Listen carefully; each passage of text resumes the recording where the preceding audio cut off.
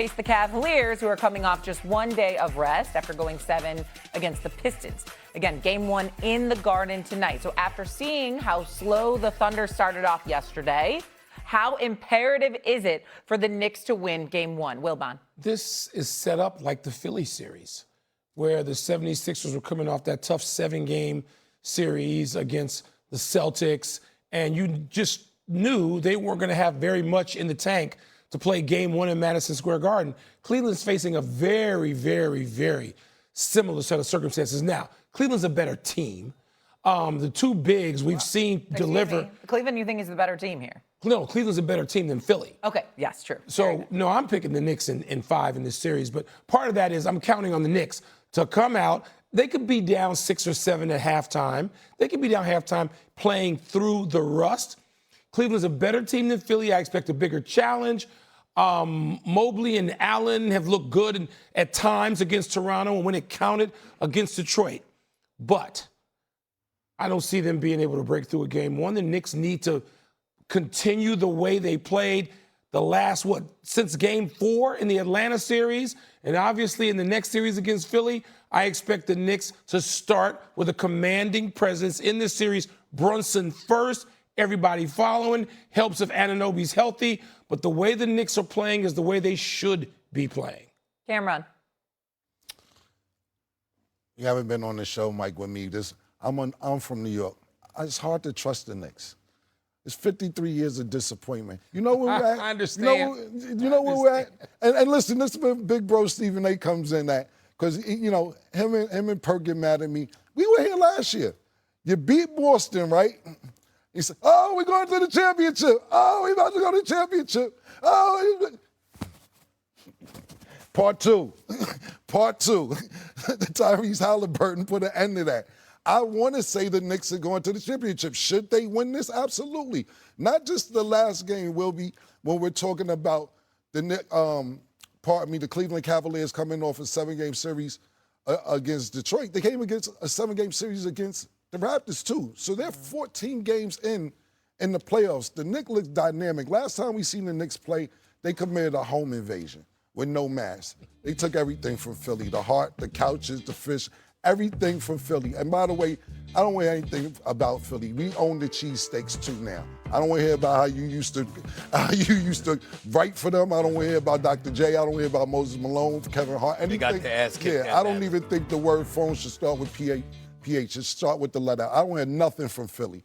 The Knicks should come in and win this series. I'm going to go 6 games because I'm just going to give Cleveland the benefit of the doubt because of their talent. But the Knicks should advance to the NBA Finals. But we've been here before.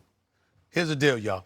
I got the Knicks winning this series of 6 games out of respect for Donovan Mitchell, who's a career 27-point-per-game scorer in the postseason, okay? So I'm looking at him. I'm looking at what he's capable of doing. A couple of games, I can see him exploding and making that kind of noise, and the Cavaliers winning a couple of games. That's all I got for them. I ain't got more for them than that. The New York Knicks should win this series. When Mikal Bridges and OG Anunoby were guarding Donovan Mitchell this year, he only shot like 34% from the field. I expect more of the same this go round as well. I don't expect James Harden and them to be able to help him with so much. I think the Knicks, the way the Knicks have been playing, how fluid they've been offensively, particularly since Mike Brown put the ball in Cat's hands and Cat's been more of a facilitator and he's been more actively involved. That combined with the rest and them being able to get OG back from that hamstring injury, I think is going to be a huge, huge plus. Now, Mikal Bridges got to show up. I mean, listen, he worked himself through his doldrums and when he was struggling at the end of the regular season through the first part of the playoffs, but he got things going as the series waned against Atlanta, and he's been fine ever since. That has to continue, make no mistake about it. But the New York Knicks, the way that they've been playing, the way how suspect Cleveland can be defensively, the New York Knicks should win this series. What makes it interesting is that Jarrett Allen and Evan Mobley have been playing big time since the last series. How formidable they are could that obviously impact this series to some degree. Because if Karl Anthony Towns and Mitchell Robinson are proven to be non-impactful in this series, that could make things a bit more difficult. But I don't anticipate that happening. I think the New York Knicks will be ready. They will handle their business, and they will close them out in 6 in Cleveland. They will end this series. and go back to the NBA Finals for the first time since 1999. Oh, okay. Wishful thinking. We'll see what happens here with the Knicks. Game 1 tonight. Again, that game is on ESPN. We'll dissect this 100 different ways, I'm sure, in the next 2 hours. And all, of course, tomorrow as well. Coming up, Brunson prop bet tonight. All right, I got 28 points on this one. I think Jalen Brunson has done a really good job in this postseason of starting series, setting the tempo, making sure his team is ready to rock and roll. I think he gets off to a strong start in the first half of this ball game and finishes with plus 28. I'm going to play some sound for you in a minute that will back up what you're saying. Let's go. Meantime, what do you like for James Harden tonight? Yeah, I'm going to go 7 assists here. I don't love the way that Harden's been shooting the basketball, but I really like the way the supporting cast has been shooting the basketball for the Cleveland Cavaliers. The Knicks obviously are going to look to make him as uncomfortable as possible, so I think there's going to be opportunity to find some soft spots and get his other guys involved. And then how about Karl Anthony Towns?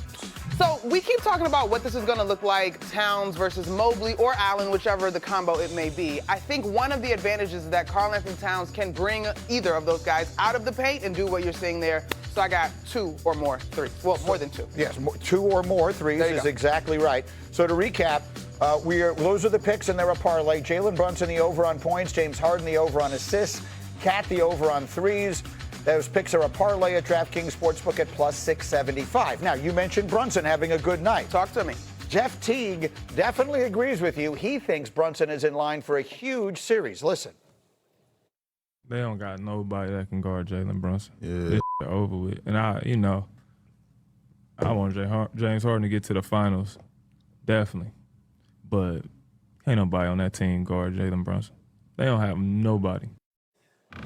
He is very definitively saying he does not think the Cavaliers have a matchup for Jalen Brunson. What do we react? He might end up being right because the Cavs are not a strong defensive team, but they do have a guy that they used on him in the regular season that was very effective, and that's 6'10" Dean Wade, who I expect to be back in the starting lineup tonight after he did not start Game 7. When Wade was a primary defender, Monica, Jalen was 1 of 16. Now, I'm really cautious about going overreaction on a 3-game regular season situation where there's back-to-backs and whatnot. But this is who the Cavs will rely on to be the primary defender, and with Max Strus off the bench. Well, look, if you've got a guy who's got that kind of length and can move his feet, then that's exactly what you need against a guy like Brunson. I will even add, even though I'm with you, the regular season, be very careful, especially the third game between these two teams, because it was an absolute dud. It was terrible. They also have Dennis Schroeder, who has and sees himself as a guy that can be very bothersome to Jalen Brunson. Now, I also believe, though, having watched him literally in Game 1s in both of these series so far, he has come out with another level of focus. I don't know. I think the Cavs are in a position to make it more challenging. I agree that stop is probably not the right word. So 2 years ago in the playoffs, I did sort of a rant that people in New York seem to really like. Yeah. When I talked about how Brunson, any criticism of Brunson was ridiculous because he was carrying this team basically by himself. And if you looked at the roster, man for man, and the output that they were getting, the production they were getting from other places, that it was ridiculous to point any finger of blame at him, even if he played a bad game. This team is different. This has changed dramatically in 2 years. The trade of Julius Randle for Karl Anthony Towns, how does that look right about now after the series that Randle just had? Towns, sometimes you have to listen to people when they talk to you. Like, it's a good lesson for me, even after 30 years doing this, because Towns kept saying, I don't need more shots, I just want the ball. And I'm thinking, that's another way of saying I want more shots. He was actually telling you the truth. Right. He wanted to be more involved in the offense. He has been. Anunoby has emerged as a legitimate star, assuming he is healthy. So while Brunson is still the best player on the team, they have so many other places they can go. To me, that's the difference in these Knicks. And I would say, Greeny, this offense has got more guys moving. Things are coming more fluid. Mikal Bridges, OG Anunoby unlock Karl Anthony Towns as a facilitator. But as we see in the postseason, if things get bogged down and you have to go to ISO, which Jalen Brunson has excelled in the last few seasons as a New York Knick, you have a guy that you are confident in those moments. Now, the current offense that they're running has been much more effective for the unit, and I think it's going to present more challenges for Cleveland to defend them. But if it does get slow, you got a guy you can trust. I will say this. If there's one thing that concerns me, again, I was born and raised here. I feel like there's, for the franchise that fans are always afraid something bad is going to happen, it's gone 180 degrees. Everyone I'm talking to already has the Knicks in the finals. So, I mean, is there... I think a lot of Knicks fans think this is a one-sided series. They got the matchup that they wanted. They got the home court that they wanted. They didn't have to play Boston. They didn't have to play Detroit. How do you see the series from a big picture as we get set for it to start? The Cavs have a player in Donovan Mitchell who can take a game. You know, he had a 39-point half in the last round. I wouldn't say he's playing his best basketball, but they have a guy who can come in and has come into Madison Square Garden in the past and taken a game from them. That's a big key. The second thing is the Cavs do have a very malleable defense. They can switch and stuff like that. They do have good big man defenders. Jared Allen has come off a couple of very important games in his playoff career. The Cavs are more dynamic than the Sixers were. This is a different challenge. The Cavs are maddeningly inconsistent in everything that they do, and that has driven their fans crazy. They are not a team that is a 4-seed talent-wise. They are a team defensively and consistency-wise who are a 4-seed. Quickly, and I want to get back to the Spurs, and I got the football guys sitting for a minute, but as you're getting set to do the game tonight on radio, what are you watching for early? In the first quarter, what are you watching that will give you a sense of how you think this is going to go? Turnovers. I think the Cavs have averaged 13 turnovers over the course of the season. They're up to 16 in the postseason. The Knicks have done an outstanding job of making teams pay for turning the basketball over. And so if the Cavs can avoid that, I'm with you. The Donovan Mitchell, James Harden one-on-one matchup could get really tricky. So I think turnovers in the flow of the game, the speed of this one I'm curious about. All right, so it starts tonight again. We'll have it for you on ESPN. We'll get back to Wembanyama in a few minutes. But let me get the football guys back in.